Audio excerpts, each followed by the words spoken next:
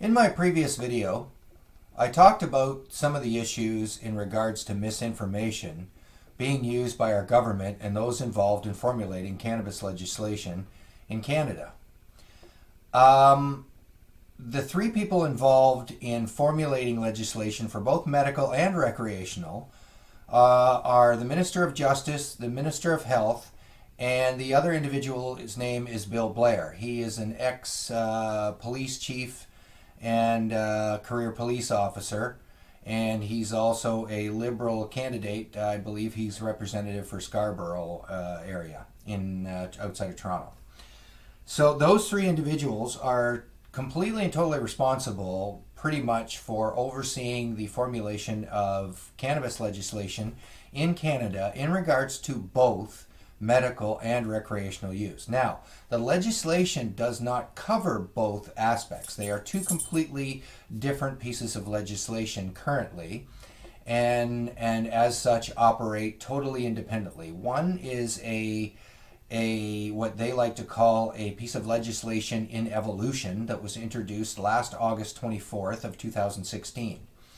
The other piece of legislation that relates to the recreational market was introduced just recently, and it's the first reading that's been tabled in Parliament. So it is by no means the final version. I certainly hope not. But the people responsible, regardless, for both pieces of legislation and the evolution of them are the same. So the Minister of Justice is someone named Jody Wilson-Raybould. I'll put these contacts up on my website so that you can get access to them. The other person is the Minister of Health. Her name is Jane Philippot.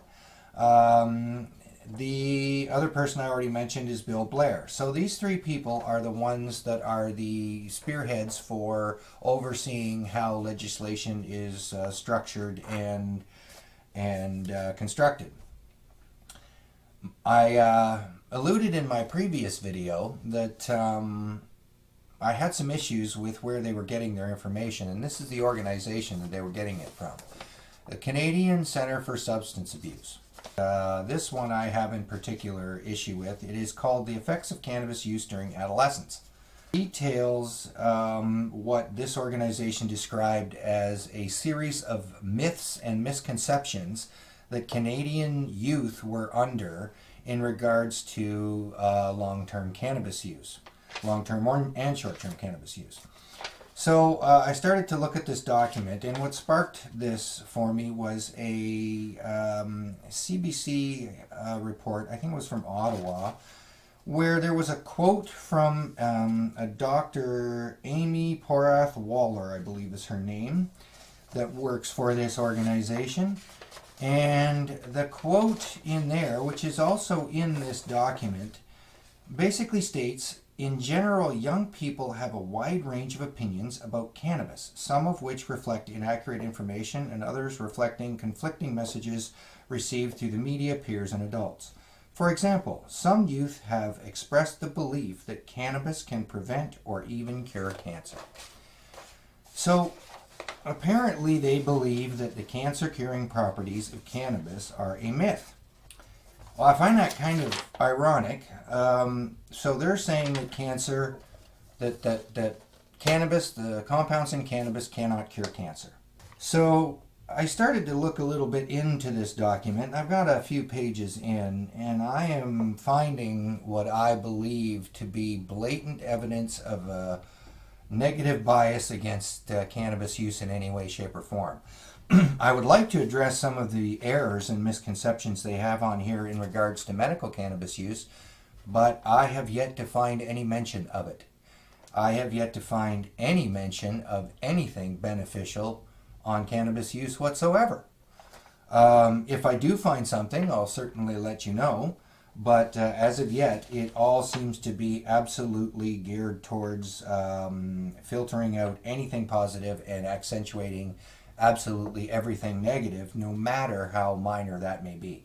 But let's first of all take a look at the fact that this organization is providing this information to the federal government. It's CCSA. You'll see that acronym used in a lot of the media reports in regards to the new legislation, especially as it pertains to individuals under the age of 25.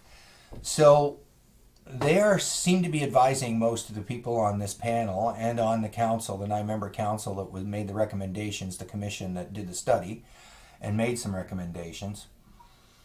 And this is apparently what our Prime Minister is describing as using best practices and best evidence, best scientific evidence.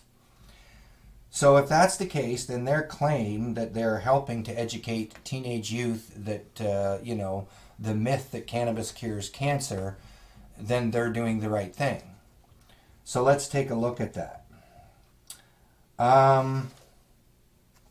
Starting in 1974, we'll go into some details on some of these studies as to where they were originated from, who commissioned them, what happened to the results of the studies. There's a lot of detail on this, but for right now we're just going to focus on how cannabinoids can be applied to cancer therapy, and how this, when you look at this document and apply this information to this document, right off the first couple of pages, starts to question the credibility of the Canadian Centre for Substance Abuse and the information they are providing. So this is from 1974, and it is a study that is easily searchable online. Summary. Lewis lung, I'm going to hopefully I can pronounce this right, Lewis lung adenocarcinoma growth was retarded by the oral administration of delta-9 tetrahydrocannabinol, delta-8 tetrahydrocannabinol, and cannabinol. These are 3 specific cannabinoids that are found in the cannabis plant. This study was done on rats in a laboratory environment. It was administered to rats that were previously infected with these cancers that were undergoing cancer studies. So basically what it did was it retarded their growth. That's 1974. It's virtually impossible to find anything after that fact, which would raise questions like, why no information? I mean, we don't find really any information on cancer studies that I can find up until we get into almost the 2000s. So something's going on there. We'll figure that out. You'll notice the little DEA symbols on there. There's a story behind that one too. And there's a lot of questions on it, but I'm going to just highlight some timelines and hopefully make you ask some questions. So here we have another study done that deals, this was the year 2000, and the introduction of delta-9 tetrahydrocannabinol induces apoptosis. Apoptosis is the cellular mechanism, the genetic cellular mechanism that tells a cell it is too old and it's time to die. It is literally genetically coded into your cells that when they become too old and non-functional, it's time for them to die. Cancer shuts that mechanism off so that it can replicate and replicate and replicate. Hence, that's where the growth of a tumor comes from. So apoptosis, the fact that cannabinoids induce apoptosis, means that they reactivate that cell death mechanism in cancerous cells. And that's from 2000.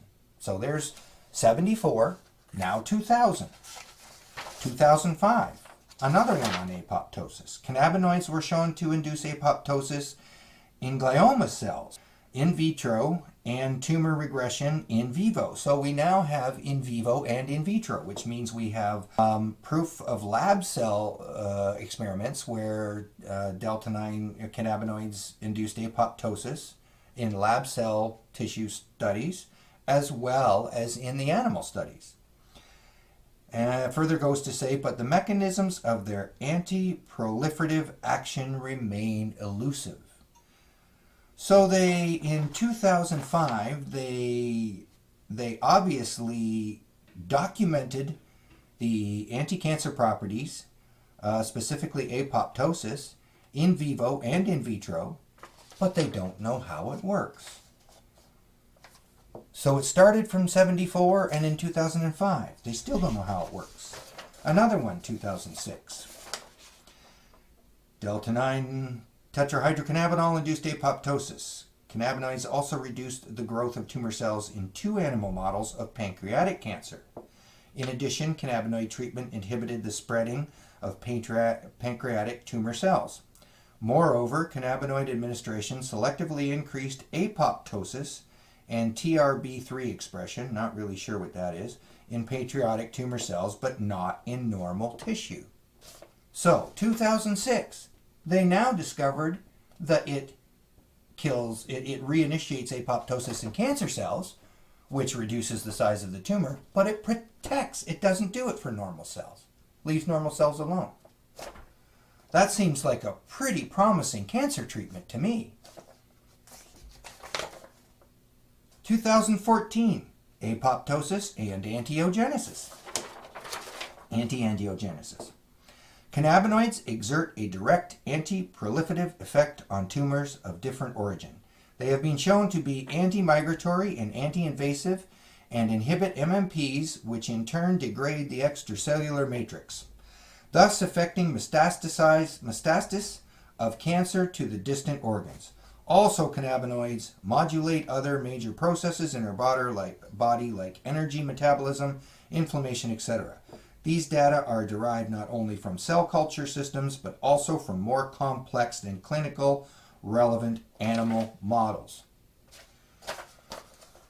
Well, this is 2014, so I stopped the research there because this document produced by the Canadian Centre for Substance Abuse was released in 2015.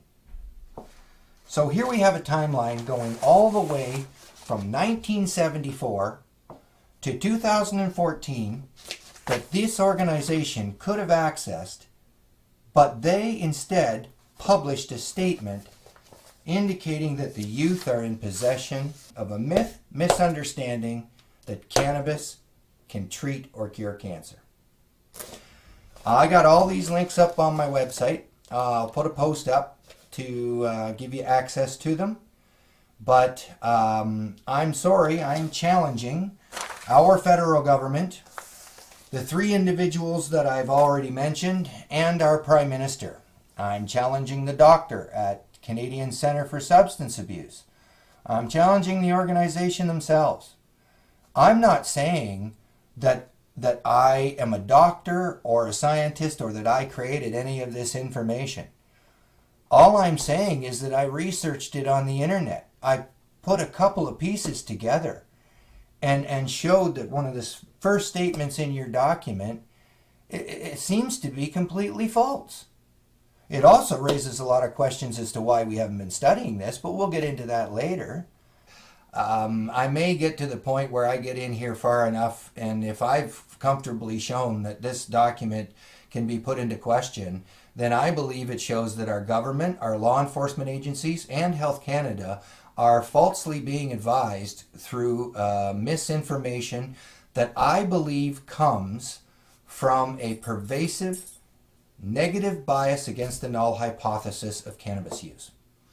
This agency deals with substance abuse, and as such, they seem to only be able to view cannabis in a negative light as a detrimental substance, no matter who uses it, when or where.